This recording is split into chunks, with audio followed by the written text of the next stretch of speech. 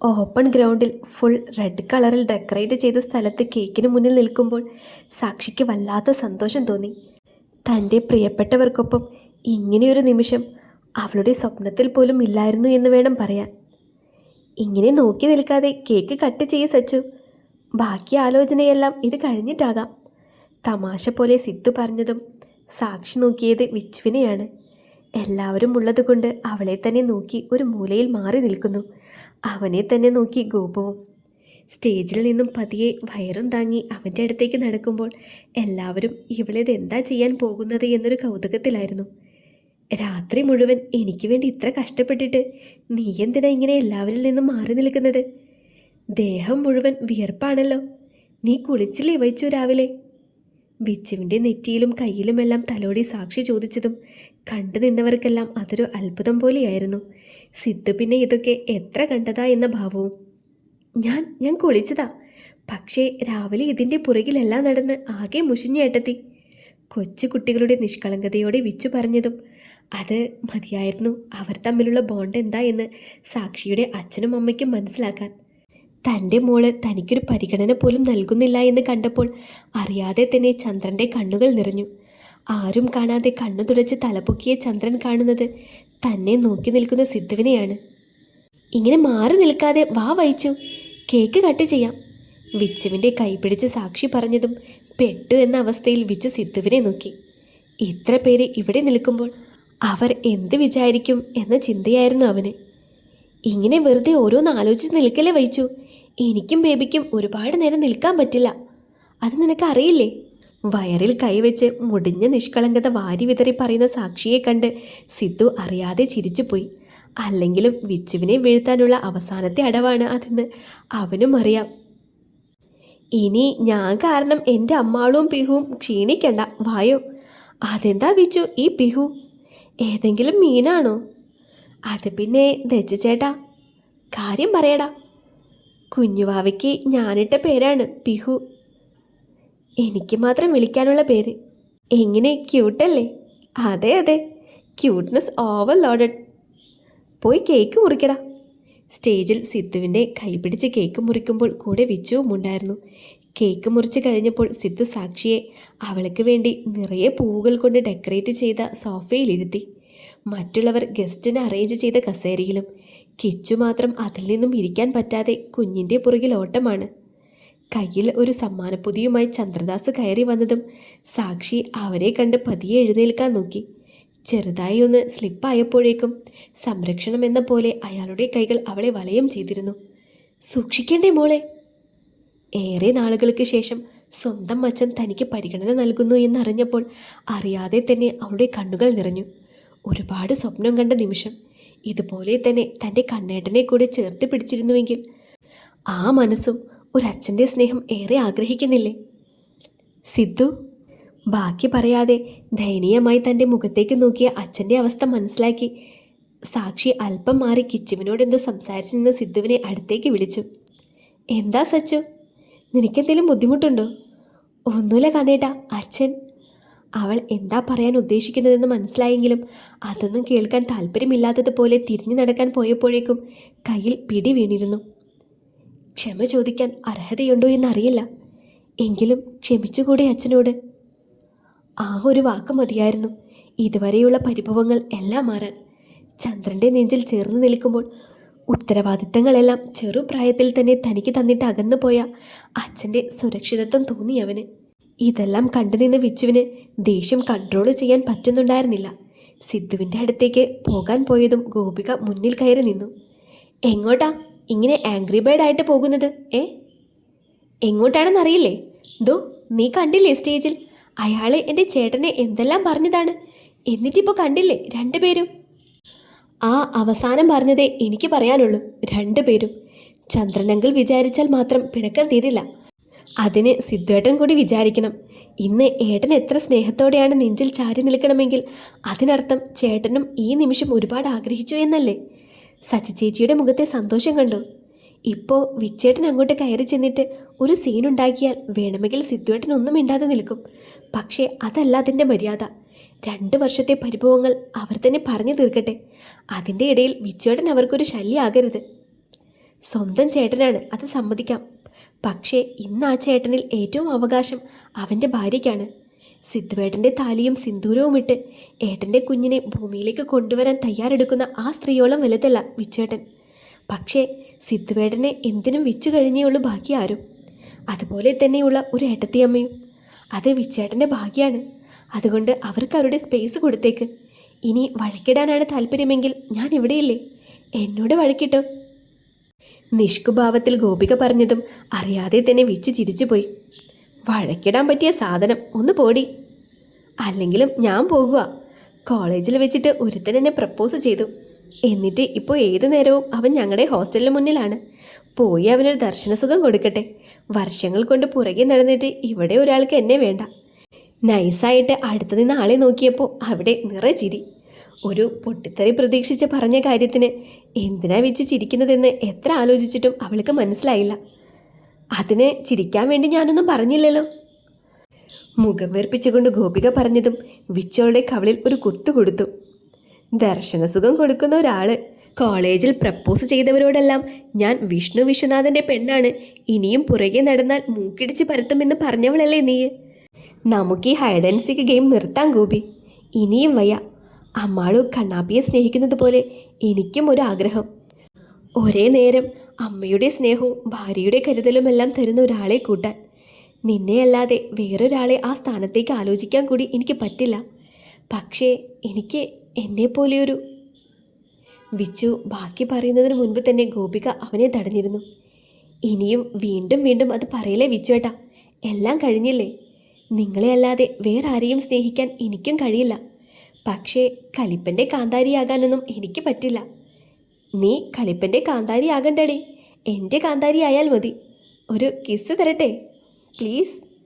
ചുറ്റിപ്പിടിച്ച് വിച്ചു ചോദിച്ചതും ഗോപു അവൻ്റെ കയ്യിൽ അമർത്തി കടിച്ചു. കിസ്സടിക്കാൻ മോൻ വാ, ഞാൻ ഇപ്പോൾ നിന്ന് തരാം. കുറേ നാളെ എന്നെ പുറകിൽ നടത്തിയതല്ലേ, ഇനി കിസ്സിന് എൻ്റെ പുറകിൽ നടന്നു. പ്രതികാരം അത് വീട്ടാനുള്ളതാണ്. ഈ പ്രതികാരം ഞാൻ കല്യാണം കഴിഞ്ഞ് വീട്ടുമ്പോൾ നീ താങ്ങുമോ? യായാ, അതൊക്കെ താങ്ങിക്കോളും. ഇപ്പോൾ മോൻ പോയി ബാക്കി ഗസ്റ്റിനെല്ലാം ഫുഡ് കൊടുക്ക്. അമ്മാളുവിൻ്റെ ബംഗാളി വെച്ചു. പോടി പുല്ലേ. ഗസ്റ്റുകൾക്കെല്ലാം ഫുഡ് കൊടുക്കാൻ ഓടി നടക്കുന്ന വിച്ചുവിനെ കണ്ട് ഗോപുവിന് പാവം തോന്നി.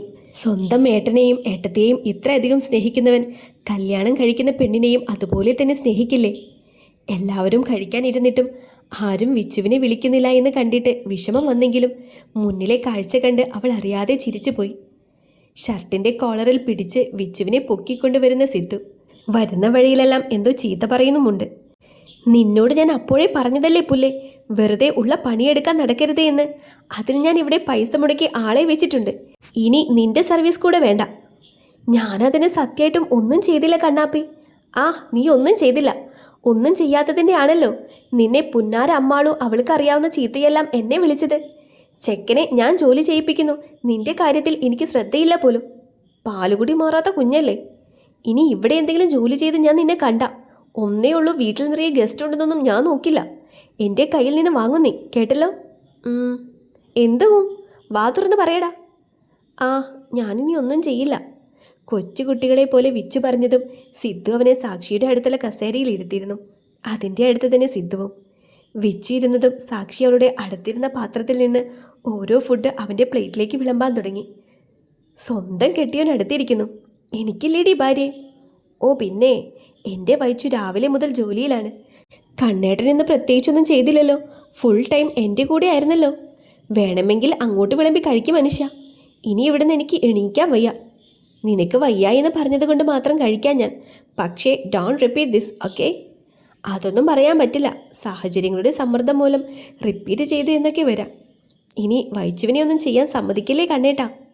ഇനി ഇവൻ ഇവിടെയുള്ളൊരു കരിയില എടുത്താൽ ഞാൻ റൂമിൽ കൊണ്ട് പൂട്ടിയിടും. ഇതുപോലെയൊരു അനിയനും ഭാര്യയും ലോകത്ത് വേറെ ആർക്കും കാണില്ല. ആഹാരം കഴിച്ചിട്ട് എല്ലാവരും ഹാളിൽ ഓരോ കാര്യങ്ങൾ പറഞ്ഞിരുന്നപ്പോഴാണ് ആദി കിച്ചുവിൻ്റെ അടുത്ത് വന്നിരുന്നത്. മക്കളെന്തേ അച്ചു? മോളുറങ്ങി. താഴത്തെ ഗസ്റ്റ് റൂമിൽ കിടത്തിയിട്ടുണ്ട്. അവിടെ അർജുൻ ഇരുന്ന് ഫോണിൽ കളിക്കുന്നുണ്ട്. മോനെ വിച്ചുവും ഗോപുവും കൂടി എടുത്തിട്ട് പോയി. വിച്ചുവിൻ്റെ റൂമിലേക്കാണെന്ന് തോന്നുന്നു. പിന്നെ ഞാൻ പറഞ്ഞ കാര്യം എന്തായി? ചോദിക്കുന്നില്ലേ? സിദ്ധു അങ്ങനെ ഒറ്റയ്ക്കല്ല. ചോദിക്കാൻ ഞാൻ, അവൾ വരട്ടെ. സിദ്ധു ഡാ. എന്താ കിച്ചുവേട്ടാ? ഡെലിവറി കഴിഞ്ഞ് സാക്ഷിയെ ഇന്ദീവരത്തിലേക്ക് കൊണ്ടുവാ. നീ ഒറ്റയ്ക്കൊന്നും ചെയ്യണ്ട. അവിടെ ആകുമ്പോൾ ഞാനും അച്ചുവൊക്കെ ഉണ്ടല്ലോ. പിന്നെ അനുവും അവയുമെല്ലാം ഡോക്ടേഴ്സ് അല്ലേ. ഞാൻ നോക്കിക്കോളാം സച്ചിയെ. അവൾ എൻ്റെ കൂടി അനിയത്തിയല്ലേ. അച്ചുകൂടി പറഞ്ഞതും സിദ്ധു നേരെ നോക്കിയത് ദീക്ഷിതിനെയാണ്. സിദ്ധാർത്ഥ് ഒരിക്കലും കിരണിൻ്റെ വാക്കുകൾ ധിക്കരിക്കില്ല എന്ന് ഉറപ്പുള്ളത് കൊണ്ടായിരിക്കാം നിറയാൻ തുടങ്ങിയ കണ്ണുകൾ അമർത്തി തുടച്ച് സിദ്ധുവിനെ ഒന്ന് ചിരിച്ച് കാണിച്ച് ദീക്ഷിത്ത് അവിടെ നിന്നും എഴുന്നേറ്റ് പോയി. കിച്ചുവേട്ടാ, അത് ബുദ്ധിമുട്ട്. നീ എനിക്ക് എന്നാടാ ബുദ്ധിമുട്ടാകുന്നത്? ഒരിക്കലെങ്കിലും ഞാൻ അങ്ങനെയൊരു കാര്യം നിന്നോട് പറഞ്ഞിട്ടുണ്ടോ? അല്ലെങ്കിൽ നിനക്ക് തോന്നിയിട്ടുണ്ടോ? കിച്ചു വല്ലാതെ ഒച്ചയെടുത്തതും അച്ചുവൻ്റെ കയ്യിൽ ചെറിയ അടി കൊടുത്തു. സ്പീക്കർ തുറക്കാതെ ഒന്ന് പതിയെ പറയേണ്ട കിച്ചുവേട്ടാ. അവന് കേട്ടാ പോരെ. നിങ്ങളെന്തിനാ അതിനെ നാട്ടുകാരെ മുഴുവൻ കേൾപ്പിക്കാൻ നടക്കുന്നത്? എന്തെങ്കിലും കാര്യം പറയണമെന്നുണ്ടെങ്കിൽ ഉടനെ സ്പീക്കർ തുറക്കും. ദേ അച്ചു, നീ വെറുതെ എൻ്റെ ക്ഷമയെ പരീക്ഷിക്കല്ലേ. ഇവൻ പറഞ്ഞത് നീയും കേട്ടില്ലേ? അതിന് പിന്നെ ഞാൻ എന്ത് മറുപടി പറയണം? അവൻ്റെ കോപ്പിലെ ബുദ്ധിമുട്ട്. ഞാൻ ബുദ്ധിമുട്ടി വെള്ളം കുടിക്കാതെ നടക്കുമല്ലേ. എന്തായാലും ഇവിടെ ഒറ്റയ്ക്ക് നിൽക്കാൻ ഞാൻ സമ്മതിക്കില്ല. വാശിയൊക്കെ ആവശ്യത്തിന് വേണം. പക്ഷേ ആവശ്യമില്ലാത്ത സ്ഥലത്തും വാശി കാണിക്കുന്നത് അടി കിട്ടാത്തതിൻ്റെ കുഴപ്പമാണ്. ദേ, കൂടുതലൊന്നും ചോദിക്കാനും പറയാനൊന്നുമില്ല. ഹോസ്പിറ്റലിൽ പോകുന്നു. ഡോക്ടർ ഡിസ്ചാർജ് ചെയ്യുമ്പോൾ നീയും വിച്ചുവും സച്ചിയും പിന്നെ കുഞ്ഞും ഇന്ദീവരത്തിലേക്ക് വരുന്നു. 2 മാസം 3 പേരും അവിടെ. വെറുതെ ഒന്നും വേണ്ടടാ. ഒരു ചേട്ടൻ്റെ സ്നേഹം ഞാൻ നിനക്ക് വാരിക്കോരി തരാം. ഓർമ്മ വെച്ച നാൾ മുതൽ ചേട്ടൻ്റെ സ്നേഹം എനിക്ക് തരുന്നില്ലേ? അതിൽ കൂടുതൽ ഇനി എന്ത് തരാനാണ്? ഞാനൊന്ന് സച്ചുവിനോടും കൂടി ചോദിക്കട്ടെ. അവൾക്ക് കുഴപ്പമില്ലെങ്കിൽ ഞങ്ങൾ വരാം. സച്ചിയോട് ഞാൻ പറഞ്ഞിട്ടുണ്ട് സിദ്ധു. ഈ കിച്ചേട്ടനെ കൊണ്ട് പറയിപ്പിക്കാൻ നിന്നാൽ ഇങ്ങരുടെ ഒച്ച കേട്ട് അത് പേടിക്കും. ദച്ചുവിനോട് എന്ത് പറയണമെന്നറിയാതെ റൂമിലേക്ക് കയറിയ സിദ്ധു കാണുന്നത് ബെഡിൽ ചാരിയിരുന്ന് കുഞ്ഞിനോട് വിശേഷങ്ങൾ പറയുന്ന സച്ചിയെയാണ്. ഒന്നും പറയാതെ തന്നെ സച്ചിയെ ചേർന്ന് കിടക്കുമ്പോൾ തന്നെ കാര്യം മനസ്സിലായി അവൾ പതിയെ അവൻ്റെ തലയിൽ തലോടി. എന്താ പറ്റിയേ? എന്തിനാ ഇത്ര വിഷമം? കിച്ചുവേട്ടൻ ഇന്ദീവരത്തിലേക്ക് ചെല്ലാൻ പറഞ്ഞു, ഡെലിവറി കഴിഞ്ഞിട്ട്. നീയും ഞാനും നമ്മുടെ വാവയും വിച്ചുവും. ഞാൻ എന്താ പറയണ്ടേ? ഇതുവരെ ആ മനുഷ്യനോട് മറുത്തൊരു അക്ഷരം പറഞ്ഞിട്ടില്ല ഞാൻ. ഈ കാര്യത്തിൽ ഞാൻ നിനക്ക് ദച്ചുചേട്ടൻ. എനിക്കിവിടുന്ന് ഒരിടത്തേക്കും പോകണമെന്നില്ല കണ്ണേട്ടാ. നമ്മുടെ ഈ വീട്ടിൽ തന്നെ നിൽക്കണമെന്നായിരുന്നു എൻ്റെ ആഗ്രഹം. ആരെയും ബുദ്ധിമുട്ടിക്കാതെ. കൂടെ ഏട്ടനുണ്ടെങ്കിൽ എവിടെ വേണമെങ്കിലും വരാം ഞാൻ. ദിക്കൂട്ടനോട് കാര്യം പറഞ്ഞാൽ മനസ്സിലാകൂലോ. ദച്ചുചേട്ടന് വിഷമായാൽ ആരും പ്രശ്നമാക്കും. അവൾക്ക് പ്രയോറിറ്റി എന്നും നീയും ദച്ചുചേട്ടന് മാത്രമാണ്. ഒരിക്കൽ പോലും ഞങ്ങളെ. എനിക്കറിയാം അവൾ അങ്ങനെയാണ്. അതിനി മാറാൻ പോകുന്നില്ല. ആരുവിന് പണ്ട് മുതലേ വലുത് ദച്ചുചേട്ടനാണ്. ഒരുതരം മാഡ് ലവ്. ചങ്കായും കരളായിട്ട് കൂടെ നടന്നിട്ട് ഇടയ്ക്ക് എന്നെ ഉപേക്ഷിച്ചു പോയവൾ തിരികെ വന്ന് മാപ്പ് പറഞ്ഞത് എന്നോടുള്ള സ്നേഹം കൊണ്ടല്ലെന്ന് മറ്റാരേക്കാളും എനിക്കറിയാം. ദിക്കോടന് വിഷമം വരരുത്, അതാണ് അവളുടെ കൺസേൺ. ഇപ്പോൾ തന്നെ എന്നെ അവൾ വിളിച്ചു. ഇടയ്ക്ക് കണ്ണേട്ടനും വന്ന് നിൽക്കാമെന്ന് പറഞ്ഞു. പക്ഷേ ഒരിക്കൽ പോലും അവൾ വിച്ചുവിൻ്റെ കാര്യം പറഞ്ഞില്ല. ആ സ്ഥാനത്ത് ആദിചേച്ചി ആദ്യം പറഞ്ഞത് നിങ്ങളെല്ലാവരും പെട്ടി പാക്ക് ചെയ്ത് വരാനാണ്. നമ്മളെ അറിയാവുന്ന ആർക്കും അറിയില്ലേ ഞാനും കണ്ണേട്ടനും പോയാൽ പിന്നെ വൈച്ചു ഒറ്റയ്ക്കാണെന്ന്. അപ്പോൾ അവനെ കൂടി വിളിക്കേണ്ടത് അവളുടെ മര്യാദയല്ലേ? ദിക്കൂട്ടന് എന്നെ ഇഷ്ടമാണ്, ഒരുപാട് ഇഷ്ടമാണ്. പക്ഷേ സ്വന്തം ചേട്ടന് ഈ കാര്യത്തിലൊക്കെ അനിയത്തിക്ക് ചെയ്തു കൊടുക്കുന്നതിന് ഒരു പരിധിയുണ്ട്. ഒരു അമ്മയുടെ കരുതലാണ് പ്രസവശേഷം ഒരു പെണ്ണിന് ഏറ്റവും കൂടുതൽ വേണ്ടത്. പക്ഷേ കെട്ടിയോനടുത്തുണ്ടെങ്കിൽ ആ സങ്കടം പോലും അറിയില്ല. എനിക്കറിയാം കണ്ണേട്ടന് കിച്ചുവേട്ടൻ എത്ര വലുതാണെന്ന്. ഒരിക്കലും ആ മനുഷ്യനോട് നോ പറയാൻ പറ്റില്ലെന്നും അറിയാം. നമുക്ക് അവരുടെ വീട്ടിലേക്ക് പോകാൻ കണ്ണേട്ടാ. ഒരാളെ സഹായത്തിന് നിർത്താം. പിന്നെ എൻ്റെ ഏട്ടനുണ്ടല്ലോ എന്തിനും. ഒരിക്കൽ ആരും ഇനി എന്നെ നോക്കിയതിനു കൂടി കണക്ക് പറഞ്ഞാൽ തകർന്നു പോകും ഞാൻ. ആദിചേച്ചി ഒരിക്കലും അങ്ങനെ പറയില്ലെന്ന് എനിക്ക് ഉറപ്പുണ്ട്. അതുകൊണ്ട് നമുക്ക് അവരുടെ വീട്ടിലേക്ക് പോകാൻ കണ്ണേട്ടാ. ടെൻഷനൊന്നും വേണ്ട. നെറ്റിയിൽ നേർമയായി ചുംബിച്ച് സാക്ഷി പറഞ്ഞതും അത് മതിയായിരുന്നു അവൻ്റെ ഉള്ളിലെ ടെൻഷൻ പകുതിയായി കുറയാൻ. ഇനി സിദ്ധു നമ്മുടെ കൂടെ സച്ചിയെ വിടുമെന്ന് തോന്നുന്നുണ്ടോ ദച്ചുവേട്ടാ? സിദ്ധാർത്ഥ് എന്നും കിരൺ പറയുന്നതേ അനുസരിക്കൂ എന്ന് ആർക്കും അറിയാം. അയാൾ വിളിച്ച സ്ഥിതിക്ക് ഇനി സച്ചി നമ്മുടെ കൂടെ വരില്ല. ഹാളിൽ തന്നെ കണ്ടില്ലേ ദച്ചുചേട്ടൻ എന്തെല്ലാം പറഞ്ഞാണ് സിദ്ധുചേട്ടൻ്റെ സമ്മതം വാങ്ങിയത്. പക്ഷേ ഇതോ ഒരുതരം ഓർഡർ, നീ വന്നേ പറ്റൂ എന്ന്. അതിന് ഒരു അക്ഷരം എതിർത്ത് പറയാതെ സിദ്ധുചേട്ടനും. ഇനി അതിൻ്റെ പേരിൽ ഇങ്ങനെ സങ്കടപ്പെട്ടിരിക്കല്ലേ. അനുസരണയുള്ള പാവയെപ്പോലെ സിദ്ധുവേട്ടൻ. ഞാൻ അനുസരണയുള്ള പാവ തന്നെയാണ് ആരോ. കിച്ചുചേട്ടൻ്റെ അടുത്ത് ഞാൻ അങ്ങനെ തന്നെയാണ്. ലോകം എന്താ എന്ന് അറിയാത്ത പ്രായത്തിൽ എല്ലാം കണ്ട് പകച്ചു നിന്ന സമയത്ത് കൈപിടിക്കാൻ ഞങ്ങൾക്ക് ആ മനുഷ്യനെ ഉണ്ടായിരുന്നുള്ളൂ. പ്രസാദ് അങ്കിളിന് അച്ഛൻ്റെ സ്ഥാനമാണ്. കിച്ചു ചേട്ടൻ ഞങ്ങളുടെ സ്വന്തം ചേട്ടനും. ആ ചേട്ടൻ പറഞ്ഞാൽ എതിർത്ത് സംസാരിക്കാൻ എനിക്ക് പറ്റില്ല. അതിനി എന്ത് കാര്യമാണെങ്കിലും. ഞാൻ ദച്ചു ചേട്ടനോട് സോറി പറയാൻ വന്നതാണ്. എനിക്ക് പറ്റില്ല ചേട്ടാ. കിച്ചു ചേട്ടൻ പറഞ്ഞത് നിങ്ങളും കേട്ടതല്ലേ. ഞങ്ങൾ അവിടേക്ക് പോവുക. പിന്നെ 1 മാസം കഴിഞ്ഞ് കുറച്ച് ദിവസം ചേട്ടൻ്റെ വീട്ടിൽ നിൽക്കാം. എന്നോടൊന്നും തോന്നല്ലേ. എൻ്റെ അവസ്ഥ അങ്ങനെയായിപ്പോയി. സോറി. നീ സോറിയൊന്നും പറയണ്ട. എനിക്ക് മനസ്സിലാവും. നിൻ്റെ എല്ലാ അവസ്ഥയിലും കൂടെ ഉണ്ടായിരുന്നത് കിച്ചു ചേട്ടനല്ലേ. നീ ചേട്ടൻ്റെ കൂടെ തന്നെ പോയിക്കോ. മോളെ കാണണമെന്ന് തോന്നുമ്പോൾ ഞാൻ വന്ന് കണ്ടോളാം. അതുപോലെ തന്നെ അച്ഛൻ സോറി പറഞ്ഞു. ഞങ്ങൾ തിരിച്ചു ചെല്ലണമെന്നും. 1 മാസം കൂടി കഴിയുമ്പോൾ ഞാനും ആരും തിരിച്ച് വീട്ടിലേക്ക് പോകും. ഇപ്പോൾ കുഞ്ഞിക്ക് എന്തെങ്കിലും അത്യാവശ്യം നീയില്ലാത്തപ്പോഴാണ് വരുന്നതെങ്കിലോ വിച്ചുവിനെ കൊണ്ട് ചിലപ്പോൾ ഒറ്റയ്ക്ക് പറ്റിയെന്ന് വരില്ല. സോറി ചേട്ടാ. എന്നോടൊന്നും. നിന്നോട് എനിക്കൊരു ദേഷ്യവും ഇല്ലടാ. ഇനി വെറുതെ അതാലോചിച്ച് ടെൻഷനാകണ്ട. സിദ്ധുവും ദീക്ഷിതും കൂടി സംസാരിച്ച് നിന്നപ്പോഴാണ് ഹാളിൽ നിന്ന് വിച്ചുവിൻ്റെ ശബ്ദം ഉയർന്നു കേട്ടത്. എന്താ എന്നറിയാൻ അകത്തേക്ക് കയറിയ സിദ്ധു അവിടുത്തെ കാഴ്ച കണ്ട് അറിയാതെ തന്നെ തലയിൽ കൈവച്ചു പോയി. അടുക്കളയിൽ ഇരുന്ന അരിപ്പൊടിയിൽ മുങ്ങിക്കുളിച്ച് വിച്ചുവും ഗോപുവും. എല്ലാം കണ്ട് ഒന്നും മിണ്ടാതെ അടുത്തുള്ള സോഫയിൽ കൈത്താങ്ങി സാക്ഷിയും. വിച്ചുവിൻ്റെ ദേഹത്ത് നിന്ന് താഴെ വീഴുന്ന അരിപ്പൊടിയിൽ കിച്ചുവിൻ്റെ മോൻ പടം വരച്ച് കളിക്കുന്നുമുണ്ട്. ഇത് എൻ്റെ കുരിപ്പ് തന്നെയാണോ എന്ന അർത്ഥത്തിൽ അച്ചുവിനെ നോക്കിയപ്പോൾ അവൾ തിരിച്ച് കണ്ണുരുട്ടി കാണിച്ചു. അതോടെ സംശയം തീർന്നു. കിച്ചുവും അടുത്ത് കണ്ട കസേരയിലിരുന്നു. എന്താടാ ഇതൊക്കെ? ഇവിടെ എന്തായി നടക്കുന്നേ? നിനക്ക് കുളിക്കാൻ വെള്ളമില്ലാത്തത് കൊണ്ടാണോ ഇത്? ആരെങ്കിലും കാര്യമെന്ന് പറ. ഞാൻ പറയാൻ കണ്ണേട്ടാ. ഞാനിവിടെ ആദിച്ചേച്ചിയോട് കാര്യം പറഞ്ഞിരിക്കുമ്പോഴാണ് വൈച്ചുവും ഗോപുവും സ്റ്റെപ്പ് ഇറങ്ങി വന്നത്. വിച്ചു ആദ്യം എൻ്റെ അടുത്ത് വന്നിരുന്നതും ഗോപുവിനും ഇരിക്കണമെന്ന് പറഞ്ഞ് 2 മടിയായി. ഞാനല്ലേ ആദ്യം സ്റ്റെപ്പ് ഇറങ്ങിയത്. എനിക്കിരിക്കണം ഏട്ടത്തിയുടെ അടുത്ത്. നീ ആദ്യം ഇറങ്ങിയെന്ന് പറഞ്ഞ് ഞാൻ എന്ത് വേണം? ആദ്യം ഇരുന്നത് ഞാനാണ്. പ്ലീസ് വിച്ചു ഏട്ടാ, ഞാൻ ഇന്ന് വൈകുന്നേരം തിരിച്ച് ഹോസ്റ്റലിൽ പോകില്ലേ? അതുവരെയല്ലേ? കുറച്ചു നേരം മതി. ബേബി കിക്ക് ചെയ്യുന്നത് അറിയാനാണ്. ബേബി കിക്ക് ചെയ്യുന്നത് അറിയാനാണെങ്കിൽ ചേച്ചിയുടെ അടുത്തിരിക്കുന്നത് എന്തിനാ എൻ്റെ സീറ്റിൽ തന്നെ ഇരിക്കണമെന്ന് വാശി? നീ ടച്ച് ചെയ്യുന്നതിനേക്കാൾ എൻ്റെ പിഹുവിന് ഇഷ്ടം അവൻ്റെ കൊച്ചു ടച്ച് ചെയ്യുന്നതാ. നിങ്ങൾ എന്തിനാ മനുഷ്യ ബേബിയെ പിഹു എന്ന് വിളിക്കുന്നത്? പിഹു അല്ല, മത്തി. കേൾക്കുമ്പോൾ തന്നെ എന്തോ മീനിനെ വിളിക്കുന്നത് പോലെയുണ്ട്. നമുക്ക് ബേബിക്ക് നല്ല അടിപൊളി പേരിടണം ഏട്ടത്തി. ഇങ്ങനെ പിഹു പൊഹ ഒന്നും വേണ്ട. നീ ആരടി പുല്ലേ എൻ്റെ കൊച്ചിൻ്റെ പേര് കൊള്ളില്ല എന്ന് പറയാൻ? ഞാൻ എത്ര ദിവസം ഉറക്കമുളഞ്ഞ് കണ്ടുപിടിച്ച പേരാണെന്നറിയോ? നിന്നോട് വിളിക്കാൻ പറഞ്ഞില്ലല്ലോ, ഞാൻ വിളിച്ചോളാം.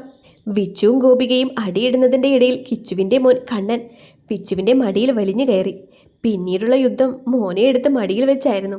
നീ പോടാ മാക്രി, തവളെ. ഡി മോളെ, അത് രണ്ടും ഒന്നാണ്. അതൊന്നും നീ കൂടുതൽ പറയണ്ട. പോടാ ജാട കുരങ്ങ. അവൻ്റെ ഒരു പിഹു.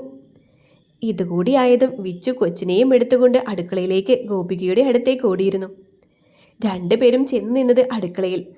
അടുത്ത് കണ്ട അരിപ്പൊടിയിൽ നിന്ന് കുറച്ചെടുത്ത് ഒരു കൈ കൊണ്ട് ഗോപികയുടെ മുഖത്ത് തേച്ചിട്ട് ഓടിയ സമയം കൊണ്ട് അവൾ ആ ബക്കറ്റ് മുഴുവനായും എടുത്ത് വിച്ചുവിൻ്റെ പുറകിൽ ഓടിയിരുന്നു. കുഞ്ഞു കയ്യിലുള്ളത് കൊണ്ട് തന്നെ അവന് ഒരുപാട് സ്പീഡിൽ ഓടാൻ പറ്റിയില്ല. സ്റ്റെപ്പ് കയറാൻ പോയതും ഗോപിക അവനെ അരിപ്പൊടിയിൽ കുളിപ്പിച്ചു, കൂടെ തന്നെ കുഞ്ഞിനെയും. ഇതാണ് കണ്ണേട്ടാ ഇവിടെ നടന്നത്. സാക്ഷി പറഞ്ഞു തീർന്നതും സിദ്ധു അവനെ സൂക്ഷിച്ചു നോക്കി. സിദ്ധു അടുത്തേക്ക് വരാൻ പോയതും ഗോപു ഓടിക്കോ എന്നൊരു അലറലായിരുന്നു. 2 പേരും ഓടുന്ന കൂട്ടത്തിൽ താഴെയിരിക്കുന്ന കുഞ്ഞിനെ എടുക്കാനും മറന്നില്ല. അല്ലെങ്കിൽ ഇനി കുഞ്ഞിനെ പൊടിയിൽ കുളിപ്പിച്ചതിന് അടുത്ത വഴക്ക് കിട്ടിയാലോ.